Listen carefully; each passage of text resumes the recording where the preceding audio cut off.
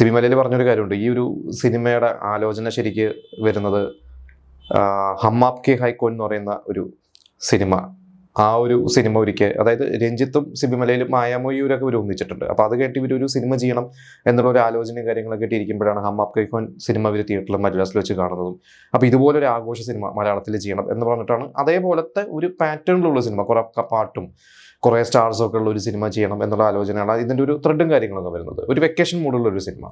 ശരിക്കും ഇത് തമിഴിൽ ചെയ്യാൻ ഉദ്ദേശിച്ചിരുന്ന സിനിമയായിരുന്നു. അന്ന് കെ ടി കുഞ്ഞുമോൻ എന്ന് പറയുന്ന കാതലനൊക്കെ ചെയ്ത, ജെന്റിൽമാനൊക്കെ ചെയ്ത വമ്പൻ പ്രൊഡ്യൂസർ കെ ടി കുഞ്ഞുമോൻ തമിഴിലൊരു സിനിമ ചെയ്യണം എന്ന് പറഞ്ഞിട്ടാണ് സിബി മലയിലിനെ അപ്രോച്ച് ചെയ്യണതും. പക്ഷേ കെ ടി കുഞ്ഞുമോൻ്റെ സിനിമകളുടെ അത്തരത്തിലുള്ള ഭയങ്കര വമ്പൻ ബ്രഹ്മാണ്ഡ സിനിമകൾ ചെയ്യാൻ സിബി മലയിലിന് താല്പര്യമില്ലാത്തതുകൊണ്ട് വേറൊരു കഥയൊക്കെ ആലോചിക്കാം എന്നൊക്കെ പറഞ്ഞിട്ടാണ് ഈ ഒരു കഥയിലേക്ക് എത്തിയത്. പിന്നെ കെ ടി കുഞ്ഞുമോൻ മാറി മറ്റൊരു തമിഴ് പ്രൊഡ്യൂസർ വരുന്നു. അങ്ങനെ പ്രഭുവിനെയും ജയറാമിനെയും മഞ്ജു വാര്യരെയും വെച്ച് ഈ ഒരു സിനിമ പ്ലാൻ ചെയ്യുന്നു. അപ്പോൾ പ്രണയവർണ്ണങ്ങൾ എന്ന് പറയുന്ന ഒരു സിനിമ ഇവർ ഷൂട്ട് ചെയ്യുമ്പോൾ ആ സമയത്ത് തന്നെ മഞ്ജു വാര്യരോട് ഇതിൻ്റെ കഥയും കാര്യങ്ങളൊക്കെ പറയുന്നു, ജയറാമിനെ പ്ലാൻ ചെയ്യുന്നു.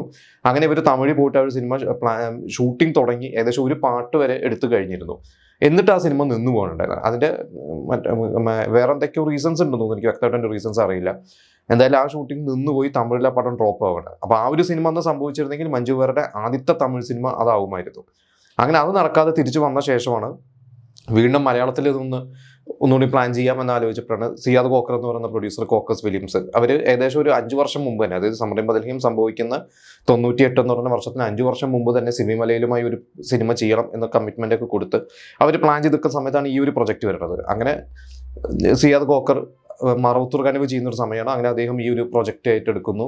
എന്നിട്ട് വീണ്ടും തുടങ്ങാം എന്ന് പറയുന്നു. അങ്ങനെയാണ് പിന്നെ ബാക്കി കാര്യങ്ങളൊക്കെ ഭയങ്കര ഫാസ്റ്റായിട്ട് തന്നെ കിടന്നു. ഇതിന് കുറച്ചു കാലം മുമ്പ് ജയറാം ഒരു ഇൻ്റർവ്യൂവിൽ പറഞ്ഞിരുന്നു, ഇത് തമിഴിലൊന്നും നടന്നില്ല. പിന്നെ മലയാളത്തിലേക്ക് വന്നു കഴിഞ്ഞപ്പോൾ ഇവർക്ക് ചെറിയൊരു പ്ലാൻ ഉണ്ടായിരുന്നു അതിൻ്റെ ഡയറക്ടർക്കൊക്കെ.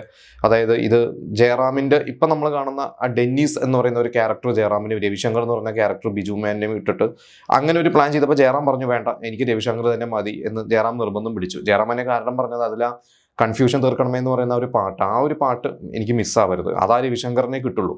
അങ്ങനെയാണ് ജയറാം അത് ഉറപ്പിച്ചത്. പിന്നെ മറ്റേ റോള് സുരേഷ് ഗോപി വന്നു. അപ്പോൾ സുരേഷ് ഗോപി തൊട്ട് മുമ്പ് പ്രണയവർണ്ണങ്ങൾ എന്ന സിനിമയിലൊക്കെ ഭാഗമായതുകൊണ്ട് സുരേഷ് ഗോപി എന്താ പറയുക സന്തോഷത്തോടു കൂടി തന്നെ ആ കഥാപാത്രം സ്വീകരിച്ചു. അങ്ങനെയാണ് വന്നത്.